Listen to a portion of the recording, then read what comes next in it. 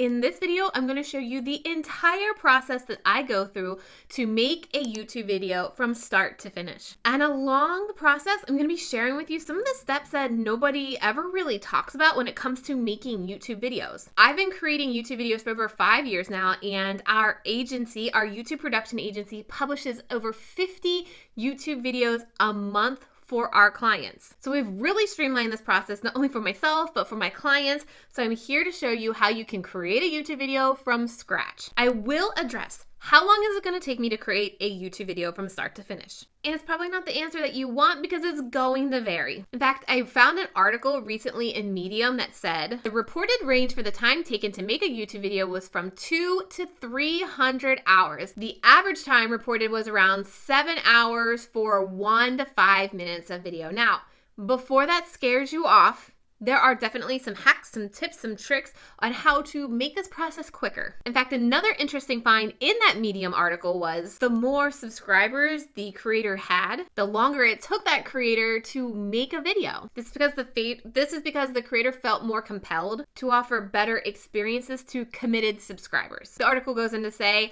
our guess is that this falls back down or tapers off at some level once the creators have a streamlined process, which I'm giving you today. This is a realistic approach to making a YouTube video from start to scratch. So hit that like button if you are ready to see my process. Step 1 in this process is to plan your video before you even do hair and makeup or get a camera out. I like to do this research process the day before. So yesterday before filming this video, I sat down, I did some research. My research process goes as followed. I'm looking at my promotional calendar to see if there's specific videos I need to create to promote something. Black Friday sale, a launch, a challenge. Then I look at my YouTube analytics. I'm looking at, are there any videos that are doing significantly well? Are there any terms or topics that are performing well on my YouTube channel right now that I could create videos about? And then if you have enough data in your YouTube channel, I like to look at the current videos that my audience is watching to see if it's content that I want to create or something that I also want to talk about. Here's the key. Only make videos that you are excited about, because if there's a topic that you think is going to do well on your channel, but you're not excited to do it, don't do it. I've learned this the hard way. When I create the videos, I don't enjoy it.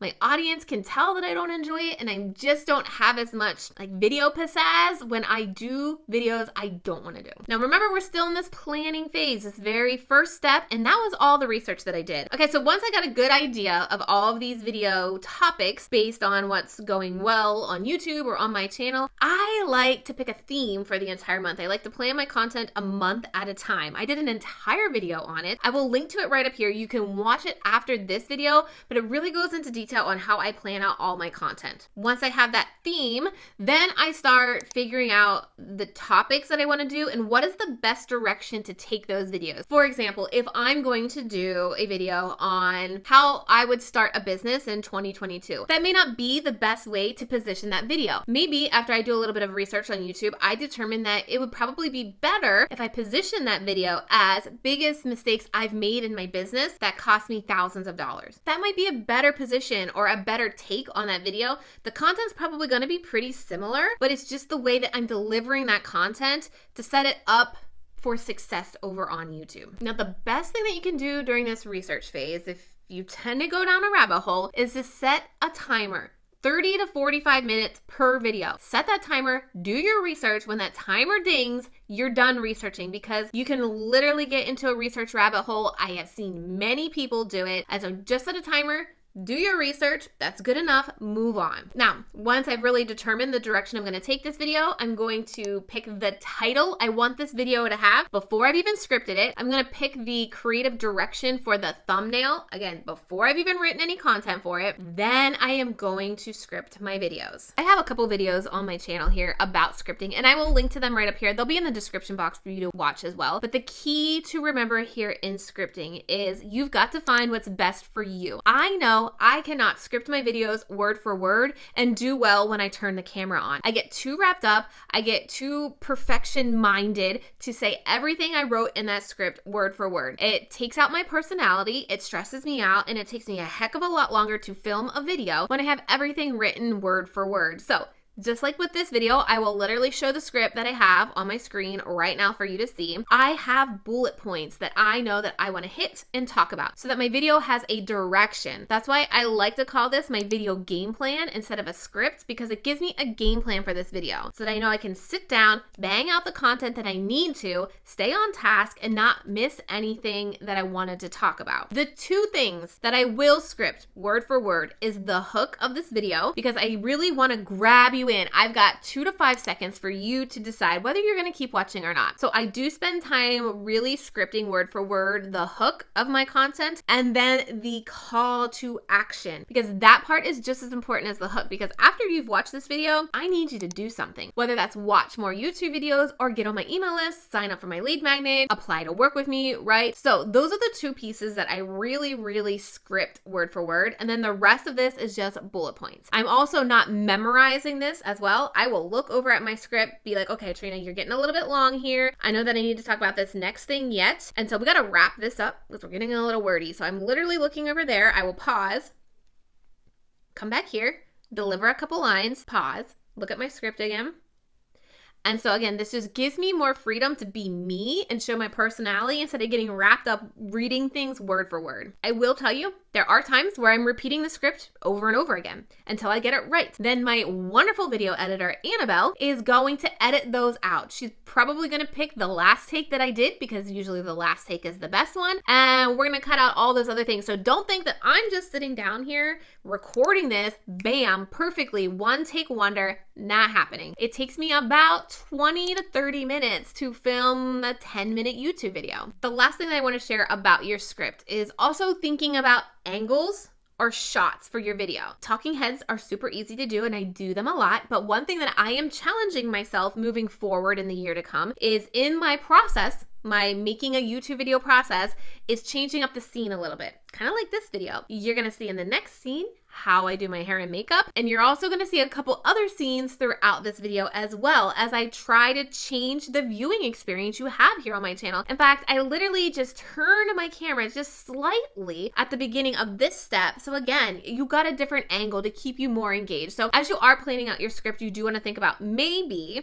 if it's not too much, to do different angles or get different scenes to make your videos a little bit more engaging. Not needed in the beginning when you're making a YouTube video though. The more I've been doing YouTube videos, the less I actually put makeup on. When I first started out, I would literally put a full face of makeup on, caked on there, and for the past year, I've really just been doing really minimal makeup. And so I'm gonna take the time now to do that. Probably takes me, I'll check the time, about 15 to 20 minutes, and then I'm ready to roll. I've also, in the past year, got control of my rosacea. So I had really bad rosacea on my cheeks. Just the past year, we've taken care of it, gone to the dermatologist, and I do feel a lot more confident with less makeup. So that probably has also helped my thought towards makeup, is that I feel like I look good enough. I'm not trying to, come out here as a movie star or whatever. I'm just trying to look me and look half decent on camera. And now that rosacea issue resolved, I'm feeling like I don't have to put as much makeup on. In fact, when I first got started doing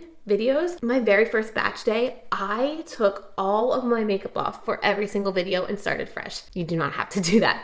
Do not think like, I gotta do a new look for every single video. No, just do your makeup once here in the morning or whenever you're in a film and batch them back to back with the makeup that you have. Seriously, nobody's gonna notice if you have the same eyeshadow on or whatever you're doing differently, the same hairstyle, it's fine.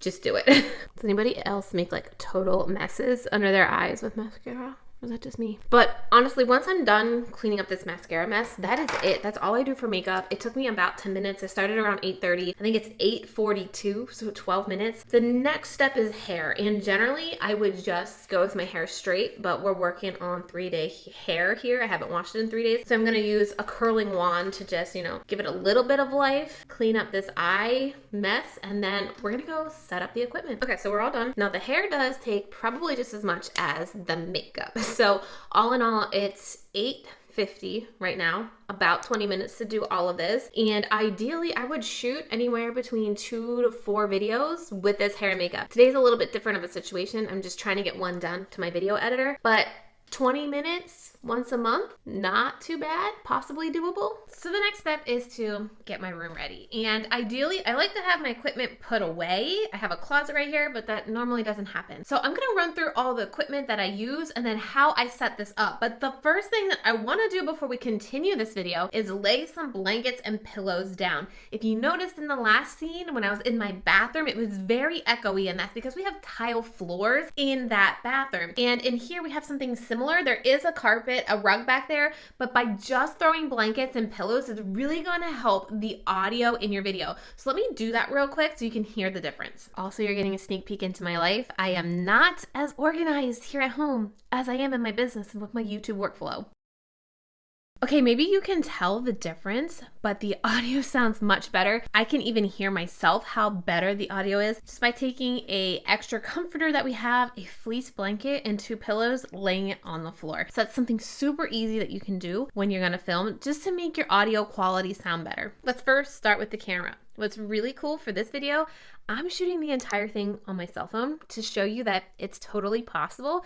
But my typical YouTube videos, I shoot using this. This is my Canon M50, I believe. I'm terrible at remembering all this tech stuff, but I got this at the beginning of this year, so at the beginning of 2021, and I did buy a lens, and this is the Sigma 16mm lens. It's the lens that gives that background just a little bit of a blur. So this is what you see typical YouTubers using. This did come with a kit lens that is totally usable. I just had some money to invest into equipment and I decided to go with this camera. Prior to that camera, other than using my cell phone like I am right now, I also use my Canon G7X. I love this guy. I still use him when I am in a pinch. This is a great camera. It has a flip up screen. The audio isn't the best, so you would need an external mic to get the best audio. Same with the other white, bigger camera. You do need an external mic to get better audio quality. But this, like I said, is a great camera. It's less money than the white camera, but it's still a couple $100s. Now let's talk about mics, because audio is really going to allow the viewer to have a more pleasant experience on your video. So right now I am using a mic plugged into my phone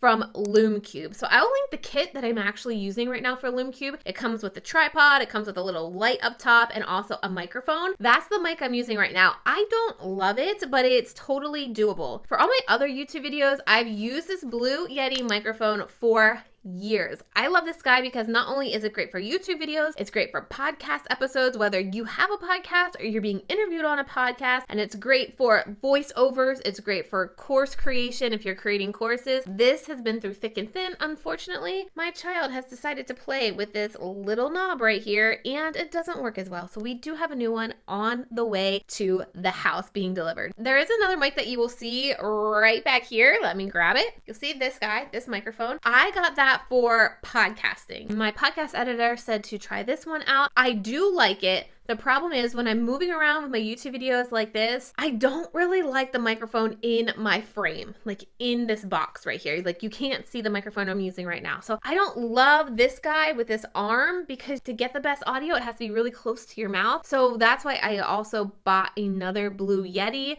so that I could make sure that I have it out of my frame and still get good audio. And this guy is the Shure SM58, and then I got a microphone arm so I could literally move it back and around whenever I needed to. Okay, now let's talk about lights. Like I said, right now I'm just using this little square light. It's probably not the best lighting. In fact, if I turned a little bit this way, the lighting gets a lot better, because guess what? There is a window on that side of this room. And so natural lighting is going to be the best lighting that you can have when you are deciding to film your YouTube videos. Now, the one thing is, we're doing this whole process of how to make a YouTube video. If it's cloudy out and you're depending on natural light, you can't really turn the clouds off. And so that's why it's important to have some type of artificial light to help you out during that time. So I would say the first investment that a lot of my clients in the agency use are umbrella lights. I've used umbrella lights. I don't have them anymore. They've been through a war zone, moving from 3 houses. They just weren't that great of a quality when I bought them. So now what I have is a softbox light. You see that it is on a tripod as well. And I can take this off and I can move you a little bit closer here. Inside of these softbox lights, this one particularly, I have 4 light bulbs. There is space for another light bulb, so it can be very, very bright. But the good thing about this, if I turn this around, there are switches right here. And so you can turn just 1 light bulb on, 2 light bulbs, all 5 light bulbs if you want, to give you that right amount of light so that you're not too bright, but you're not too dark. So I use this guy to shine behind me when I'm sitting at my desk to take away the shadows that fall on my wall. Okay, so for a typical YouTube video, I sit here at my desk. I'm touching my chair, you can't see. And so I will have my ring light directly on the other side of my computer. In fact, I will probably move my computer off to the side so that I have some more space on my desk. I like to have my desk space, but I also need to be able to see my script, which I have up on my computer right now. I'm going to put that ring light right in front of the desk, and I am going to make sure this is all set up so I can sit down and actually film the intro to this video. Okay, so we are still filming on my cell phone. You see the camera still back there, and I got my equipment set up. So I'm going to show you how I do this. I made sure my background was set up. I pulled out those cameras and the microphones. So I wanted that to look good. I also have just some twinkle lights to give a little bit more dimension back there. That's gonna bother me. I gotta clean my plant food bottle out of the screen. This is all part of my process when I'm getting ready to film. I'm looking in this little square to make sure everything looks all right. I don't have like a kid toy back there. I don't have that plant bottle down there. Back here, there's a little bit of shadow behind the plants. I have my softbox light pointed back towards an angle over these plants, and then I have my ring light right at me, and then I moved my computer, you can see, back, but I've zoomed in on my script so that I can see it as I'm speaking right into my camera. So let me get back set up. All right, I've pulled the YouTube sign out a little bit. I've taken the plant food out of my frame. Now I am going to just sit down and start filming. Like I said, I generally like to shoot more than one video, but today we're just gonna shoot one. So I sit down, I look at my script, and I'm literally going to shoot the hook and the intro for this video right now. In this video, I'm gonna show you the entire process that I go through to make a YouTube video from start to finish.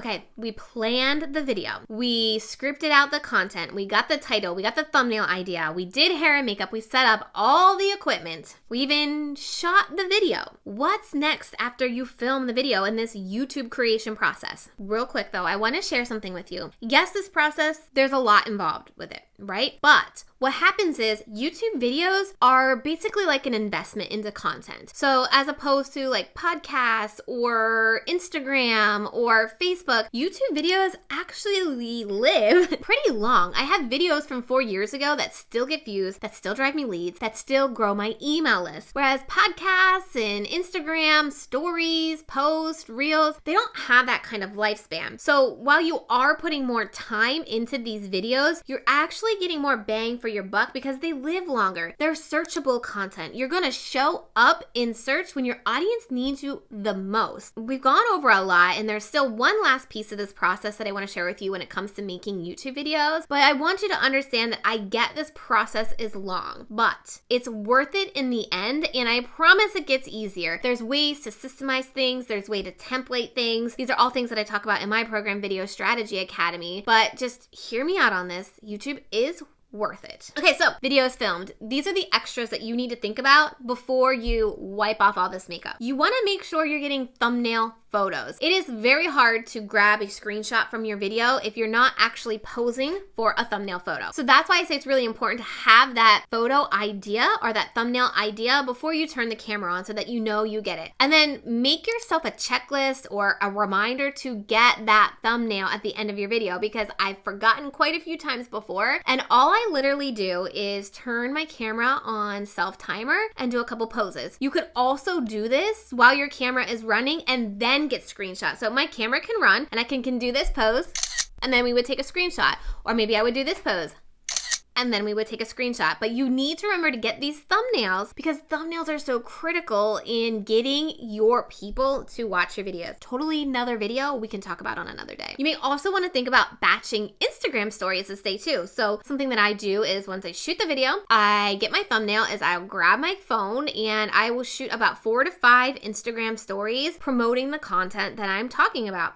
I will then just bank them in my back pocket, so when this video goes live, I can just share them on Instagram. So I don't need to worry if my hair and makeup is done or to put a filter on Instagram. I have those already batch recorded to use as promotional material when my YouTube video goes live. I'm thinking about doing an entire video on how to promote your YouTube videos or the YouTube video promotion process. If you would like to see that video, put promo video please in the comments so that I know to add that to my content calendar. Okay, now let's move into post-production. We've cleaned our makeup off, we are in our jammies, not camera ready. What else needs to be done? When I finish these videos, I upload them to a Google Drive folder. I have a video editor, so I send them over to her in a Google Drive folder. While those are uploading, I will then edit the thumbnail photo that I took. I have a Lightroom preset that I put on all of my thumbnail photos so they all look consistent. Now, once we have those photos, we also use an agency called Custom Thumbnails to help us create our thumbnail. So I will link to them below, but we've been using them for about a month now. We use them with our agency clients as well, and we've been loving the thumbnails that we get from them. Also in post-production, maybe the next step, and that's editing. And listen, I don't edit anymore, and this could be something that you look at outsourcing. Video editing can be expensive, but it can be worth your time. So if you think about if you're taking 7 hours to edit a YouTube video or even 5 hours, how much of that time is worth it? Like if you were to charge yourself an hourly rate, how much would that cost you? And then look at what a video editor would cost, because it may be worth it for you to just outsource that. Otherwise, there are some ways to speed things up. You can create templates like title screen templates, name call out templates. These will allow you to speed up the editing process as well. And then I will also recommend picking one editing app and just sticking with it, learning everything you can about it. If you're on a Mac, the two that I would recommend is iMovie, totally free, a great place to start, and Final Cut Pro, which will cost you, I think, $300 US.